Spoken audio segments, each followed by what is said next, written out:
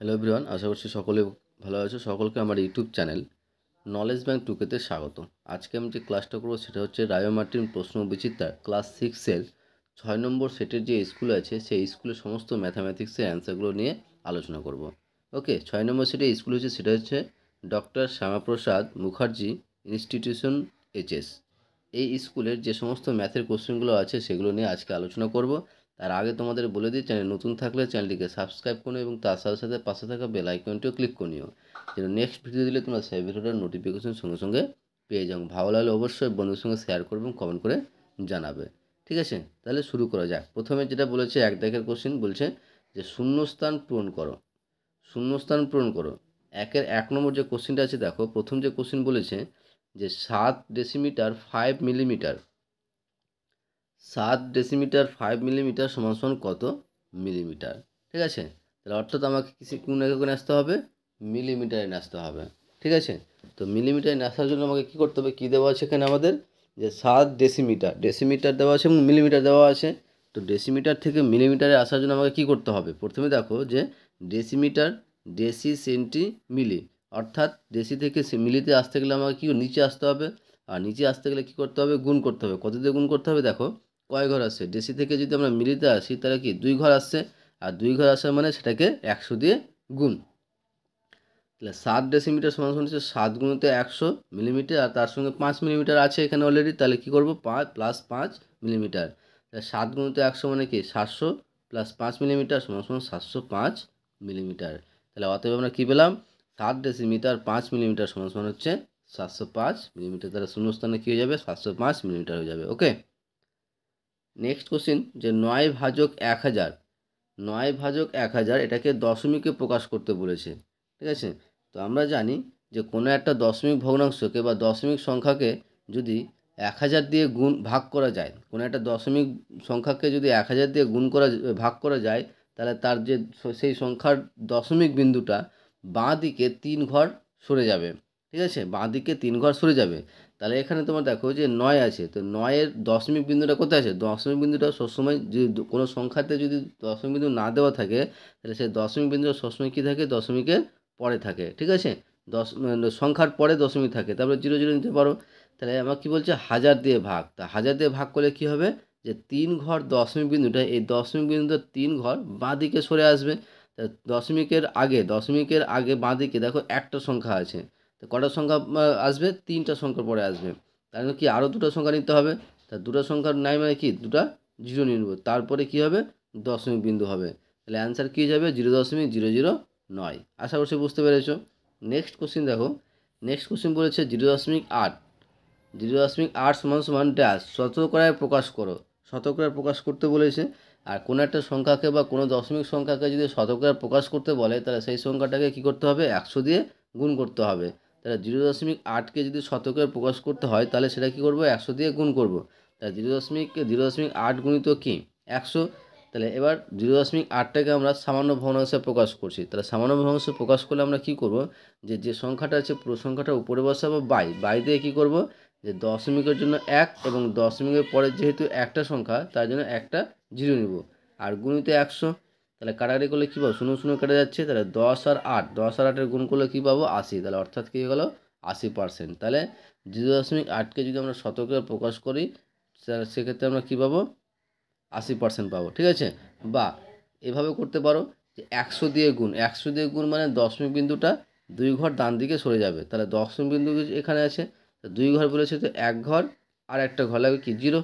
তাহলে দশমিক কী হবে, 80-র পরে, আর 80.00 মানে কি শুধু 80 হয়। অ্যান্সার হচ্ছে আমার কী বলতো, 80%। ওকে, নেক্সট কোশ্চিন দেখো, নেক্সট কোশ্চিন বলেছে যে 7.2935935 ইজিক্যাল টু ড্যাশ, একে আবৃত দশমিকে প্রকাশ করতে বলেছে। আবৃত দশমিক প্রকাশ করতে বলেছে। আবৃত দশমিক সংখ্যা কাকে বলা হয়, সে সমস্ত দশমিক সংখ্যাকে আবৃত সংখ্যা বলবো যে সমস্ত সংখ্যা যে দশমিকের পরে বারবার একই সংখ্যা নির্দিষ্ট নিয়মে কী থাকবে, আসতে থাকবে, সেটা হচ্ছে আবৃত দশমিক সংখ্যা। তাহলে এই যে দশমিক সংখ্যাটা আছে, এই দশমিক সংখ্যার মধ্যে দেখো যে 935 কিন্তু পরপর একই রকমভাবে একটা নির্দিষ্ট নিয়মে আসতে থাকবে।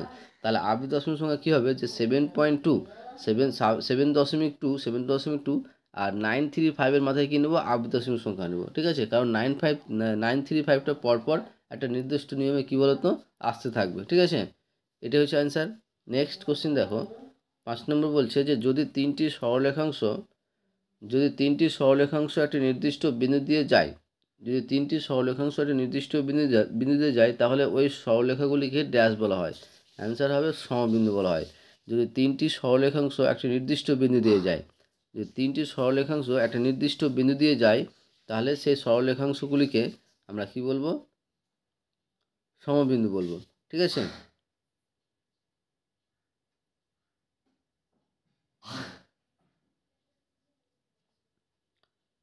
নেক্সট কোশ্চেন দেখো, নেক্সট কোশ্চেন বলছে যে 2.5 হেক্টোমিটার সমান সমান 25,000 ড্যাশ উপযুক্ত একক লেখো। অর্থাৎ এখানে একক লিখতে বলেছে যে কত হবে, যে হেক্টোমিটার থেকে কত 2.5 হেক্টোমিটারকে যদি 25,000 আসে তাহলে কোন এককে আসবে, সেমিতে আসবে না মানে হেক্টোমিটারে আছে, সেন্টিমিটারে আসবে, মিলিমিটারে আসবে, না কোন এককে আসবে সেটা বের করতে বলেছে। প্রথমে দেখো যে 2.5 হেক্টোমিটার, তো 2.5কে আমরা 25,000 কখন পাবো, যদি 2.5কে যদি আমরা 1000 দিয়ে গুণ, যদি 1000 দিয়ে গুণ করি তাহলে কী পাবো, এই দশমিক বিন্দুটা 3 ঘর ডান দিকে সরবে, মানে যে 225 আরও দুটো শূন্য 2500 হয়েছে, তাহলে কি ওদের দিয়ে গুণ করতে হবে, 10,000 দিয়ে গুণ করতে হবে। তো 10,000 দিয়ে গুণ করা মানে হচ্ছে কি, কয় ঘর আসে, 4 ঘর। তাহলে হেক্টোতে কি আসে, ডেকা, মিটার, ডেসি, সেন্টি, 4 ঘর আসছে। 4 ঘর আসছে মানে সেটা কি সেন্টিমিটারে আসছে, তাহলে আমার একক হয়ে যাবে কি বলতো, সেমি হয়ে যাবে, অর্থাৎ সেন্টিমিটার। আশা করছি বুঝতে পেরেছো। এই গেল আমাদের 1 দাগের কোশ্চেন অ্যান্সারগুলো। এবার আসছি আমরা 2 দাগের। আর 2 দাগের অ্যান্সারগুলো করার আগে তোমাদের বলবো, চ্যানেল নতুন থাকলে চ্যানেলটিকে সাবস্ক্রাইব করে এবং তার সাথে সাথে পাশে থাকা বেল আইকনটা ক্লিক করে নিও। নেক্সট ভিডিও দিলে তোমরা সেই ভিডিওটার নোটিফিকেশন সঙ্গে সঙ্গে পেয়ে যাও। ভালো লাগলে অবশ্যই বন্ধুদের সঙ্গে শেয়ার করবে এবং কমেন্ট করে জানাবে। এবার আসছি আমরা 2 দাগের অঙ্ক। দেখো 2 দাগের কী বলেছে, যে কোনো 5টি প্রশ্নের সংক্ষিপ্ত উত্তর দাও। আমরা কিন্তু এখানে সবকটাই করবো, ঠিক আছে। প্রথম যে কোশ্চেনটা আছে দেখো, বলেছে পঞ্চভুজাকার ভূমিবিশিষ্ট প্রিজমের তল সংখ্যা কটি, পঞ্চভুজাকার ভূমিবিশিষ্ট প্রিজমের তল সংখ্যা কটি, অ্যান্সার হবে 60টি, ঠিক আছে। পঞ্চভুজাকার ভূমিবিশিষ্ট প্রিজমের তল সংখ্যা হচ্ছে 60টি। নেক্সট কোশ্চেন, যে আয়তক্ষেত্রাকার ভূমিবিশিষ্ট পিরামিডের প্রান্তরেখা কত, আয়তক্ষেত্রাকার ভূমিবিশিষ্ট পিরামিডের প্রান্তরেখা কয়টি, অ্যান্সার হবে 8টি। তারপরে নেক্সট কোশ্চেন দেখো, নেক্সট কোশ্চেন বলছে একটি রশ্মির কটি প্রান্তবিন্দু আছে, একটি রশ্মির কটি প্রান্তবিন্দু আছে। রশ্মি কাকে বলে, রশ্মি হচ্ছে যার একটি নির্দিষ্ট বিন্দু থাকে এবং অপরপক্ষে নির্দিষ্ট কোনো বিন্দু থাকবে না, সেটা একই রকমভাবে চলে থাকবে, সেটা হচ্ছে কি রশ্মি। অর্থাৎ রশ্মির কয়টি প্রান্তবিন্দু আছে, রশ্মির একটি প্রান্তবিন্দু আছে। নেক্সট 4 নম্বর বলছে একই সমতলে অবস্থিত 3টি অসমাপতিত সরলরেখাংশ সর্বাধিক কতগুলি বিন্দুতে ছেদ করতে পারে, অ্যান্সার হবে 3টি, সর্বাধিক 3টি বিন্দুতে ছেদ করতে পারে। তারপরে নেক্সট কোশ্চেন বলছে যে প্রদত্ত চিত্রে সরলরেখাংশ ও রশ্মির নাম উল্লেখ করো। সরলরেখা হচ্ছে বিসি, সরলরেখা কি বলে, যার দুই দিকে কি থাকবে, কোনো নির্দিষ্ট বিন্দু থাকবে না, তাহলে এখানে তোমার বিসিটা হচ্ছে সরলরেখা, কারণ দুদিকেই তোমার একটা নির্দিষ্ট বিন্দু নেই। সরলরেখাংশ, এখানে সরলরেখাংশ হচ্ছে তোমার কি বলতো, এবিটা সরলরেখাংশ, মানে নির্দিষ্ট বিন্দু আছে। আর রশ্মি হচ্ছে এডি, কারণ রশ্মির একটি নির্দিষ্ট বিন্দু আছে আর অপরপক্ষে নির্দিষ্ট কোনো বিন্দু নাই, ঠিক আছে। তারপরে নেক্সট কোশ্চিন 6 নম্বর কোশ্চিন বলছে যে দুটি সংখ্যা ও তাদের গসাগু ও লসাগুর মধ্যে সম্পর্ক লেখো। তো দুটি সংখ্যা ও তাদের গসাগু ও লসাগুর মধ্যে সম্পর্কটা হবে যে লসাগু গুণিত গসাগু সমান হচ্ছে সংখ্যা দুটির গুণফল, ঠিক আছে। লসাগু গুণিত গসাগু হচ্ছে সংখ্যা দুটির গুণফল, বা গসাগু গুণিত লসাগু সমান সংখ্যা দুটির গুণফল, বা তোমরা প্রথমে এটাও লিখতে পারো যে সংখ্যা দুটির গুণফল সমান লসাগু গুণিত গসাগু, ঠিক আছে, যেভাবে করতে পারো। তাহলে সংখ্যা দুটির সংখ্যা এবং তাদের গসাগু লসাগুর মধ্যে সম্পর্ক হচ্ছে, সেটা হচ্ছে লসাগু গুণিত গসাগু সমান সংখ্যা দুটির গুণফল। তারপরে নেক্সট 3 নম্বর, 2 দাগ কমপ্লিট, 1 দাগ এবং 2 দাগ কমপ্লিট। 3 দাগে আসছি। 3 দাগে বলেছি নিচের প্রশ্নগুলির উত্তর দাও, ঠিক আছে। আর 3 দাগের অঙ্কগুলো করার আগে তোমাদের বলবো, চ্যানেল নতুন থাকলে চ্যানেলটিকে সাবস্ক্রাইব করো এবং তার সাথে সাথে পাশে থাকা বেল আইকনটিও ক্লিক করে নিও। নেক্সট ভিডিও দিলে তোমরা সেই ভিডিওটার নোটিফিকেশন সঙ্গে সঙ্গে পেয়ে যাও। ভালো লাগলে অবশ্যই বন্ধুদের সঙ্গে শেয়ার করবে এবং কমেন্ট করে জানাবে। তাহলে 3-এর ফার্স্ট 1 নম্বর যে কোশ্চেনটা বলেছে, দেখো প্রথম কোশ্চেন বলেছে, ভেরি ভেরি ইম্পর্টেন্ট কোশ্চেন, ঠিক আছে, যে 15.77 মিটার লম্বা বাসের 2.75 অংশ বাদ দিয়ে, যে 15.77 মিটার লম্বা বাসের 15.77 মিটার লম্বা বাসের 2.25 অংশ বাদ দিয়ে বাকি অংশকে যদি 4 দিয়ে ভাগ করলে প্রতিটি ভাগের দৈর্ঘ্য নির্ণয় করো।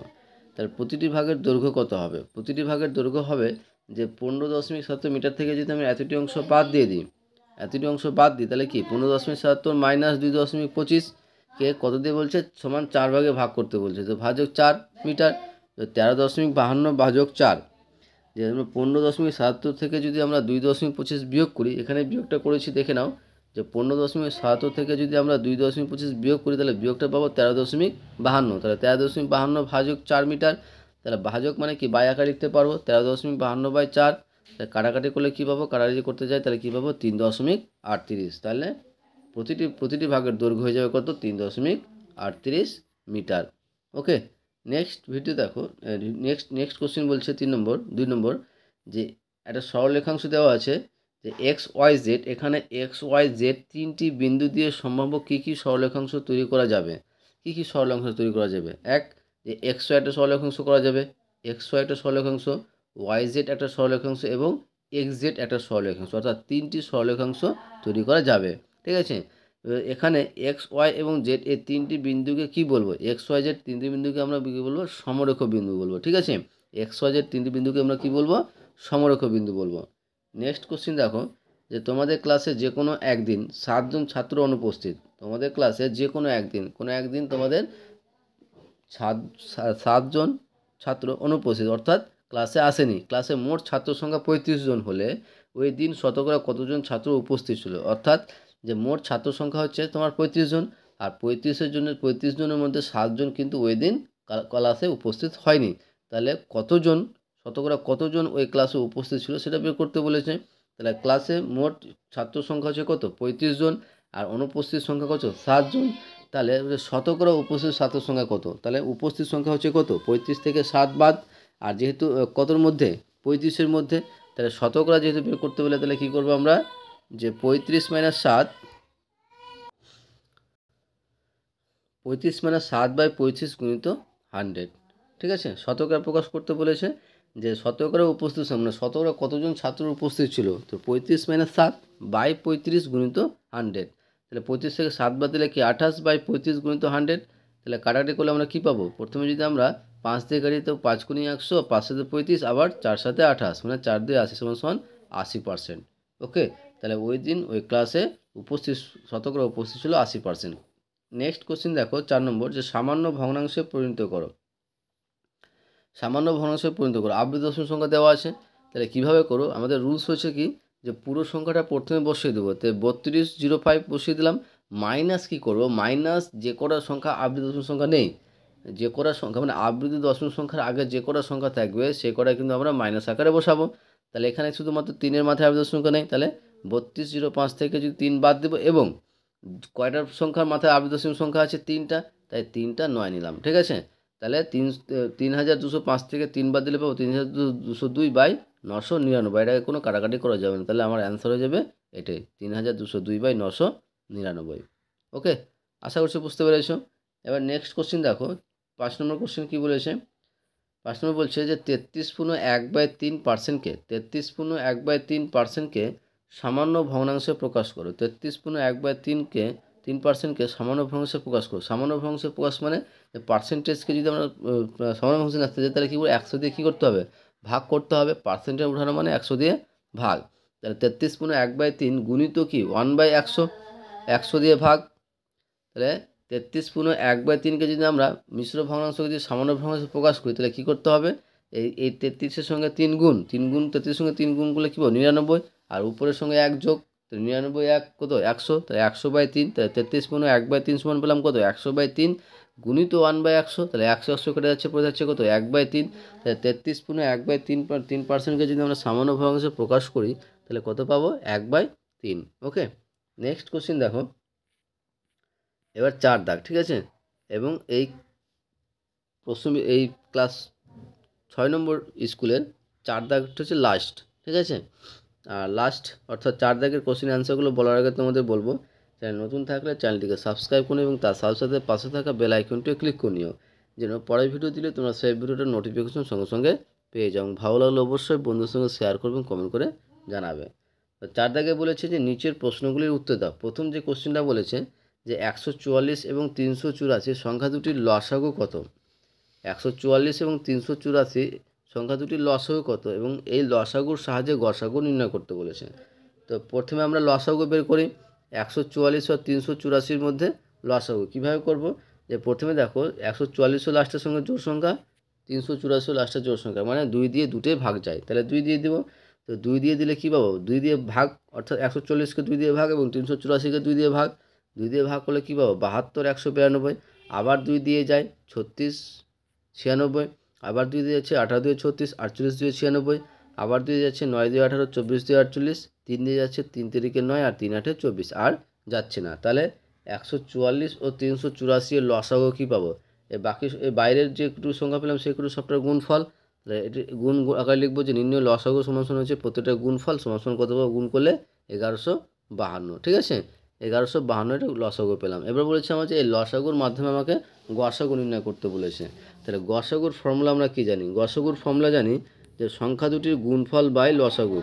গসাগুর ফর্মুলা জানি আমরা যে সংখ্যা দুটির গুণফল বাই লসাগু। তাহলে সংখ্যা দুটির গুণফল বলতে 144 গুণিত 384 বাই লসাগু। লসাগু কত, 1152, ঠিক আছে।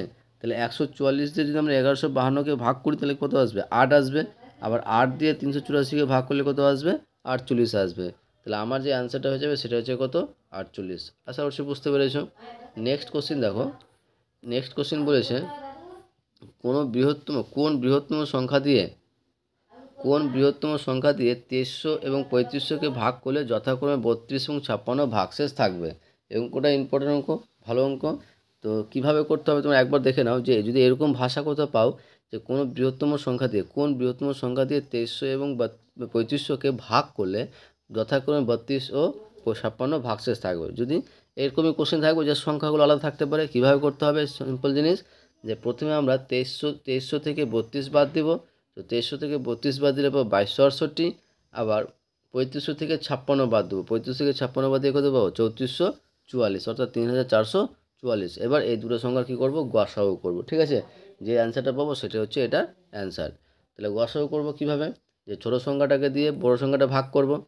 তো 2268 দিয়ে 3444কে ভাগ করলে কত, 1 দিয়ে যায়, কারণ 2 দিয়ে করলে বেশি হয়ে যাবে।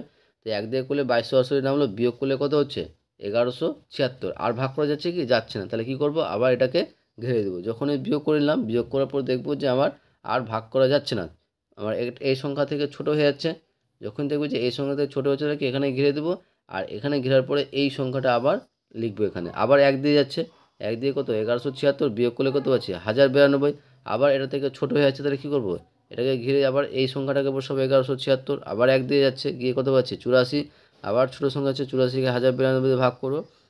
এবার দেখো 84 দিয়ে 1092কে ভাগ করা যাচ্ছে, মিলে যাচ্ছে, ওকে। যে প্রথমে 1 দেখি 84 বাই কত ভাগ 252 নামছে, আর 252কে 3 দিয়ে গুণ করলে 84কে 3 দিয়ে গুণ করলে 252 হয়ে যাবে। তাহলে আমার অ্যান্সার হয়ে যাবে কত, গসাগু কত হচ্ছে 84। নির্ণয় গসাগু কত পেলাম, 84 পেলাম। অতএব নির্ণয় বৃহত্তম সংখ্যা হলো 84, যা দিয়ে 2300 এবং 3500কে ভাগ করলে যথাক্রমে 32 এবং 56 ভাগশেষ থাকবে। এই হচ্ছে আমাদের অ্যান্সার। আশা করছি বুঝতে পেরেছ। নেক্সট কোশ্চিন দেখো। নেক্সট কোশ্চিন বলেছে যে 3 নম্বর, তোমাদের ক্লাসে 30 জন ছাত্রের ওজন দেওয়া হলো। তোমাদের ক্লাসে মোট 30 জন যে ছাত্র আছে তাদের ওজন দেওয়া হলো। এই তথ্যগুলির সাহায্যে ট্যালি মার্ক দিয়ে পরিসংখ্যা বিভাজন তালিকা তৈরি করো। তো এলো তোমার প্রত্যেকটা ছাত্র ওজন দেওয়া হচ্ছে 30 জন ছাত্রের, যেমন ট্যালি মার্ক দিয়ে যে পরিসংখ্যা বিভাজন তালিকা তৈরি করতে বলছে। দেখো কীভাবে তৈরি করবে।